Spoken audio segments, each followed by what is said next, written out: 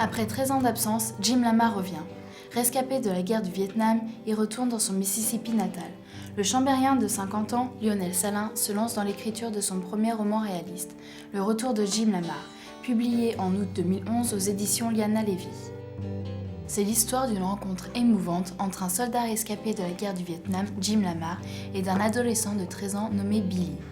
Ce retour relativement tardif de Jim n'est pas réellement souhaité par les habitants de Stanford, notamment deux hommes vulgaires, le père de Billy et son oncle Homer, stéréotype du campagnard américain.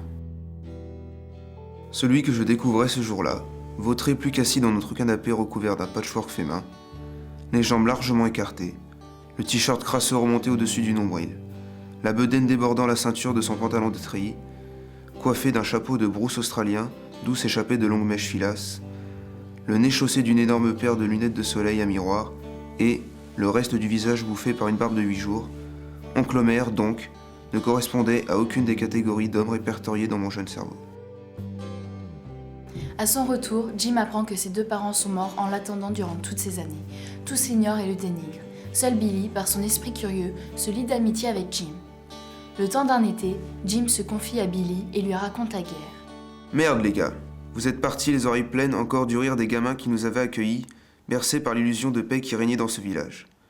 Votre dernière image de ce monde aura été une offrande, un grand panier de riz pour apaiser votre faim, et le sourire de la vieille femme qui vous le tendait. Moi, mes oreilles bourdonneront à jamais du bruit de l'explosion. Mes yeux reverront sans cesse vos corps déchiquetés. Et je garderai jusqu'à la fin de mes jours, au fond de mon âme, vivante, tellement vivante, la douleur de vous avoir survécu. Et vos 3 noms gravés dans mon cœur pour l'éternité en lettres de feu. Le jeune adolescent apprendra bien plus en un été que durant les 13 années de sa courte existence. Ce roman, campé sur les rives du Mississippi, nous livre une magnifique histoire d'amitié entre ces deux personnages. Une histoire qui emportera le lecteur dans un univers réaliste et le mènera à une réflexion profonde sur la guerre. C'est un roman sans fulgurance, mais un hommage sincère à tous les rescapés de guerre. Comme moi, vous ne manquerez pas d'apprécier cette excellente narration, aussi douce et tumultueuse que le Mississippi.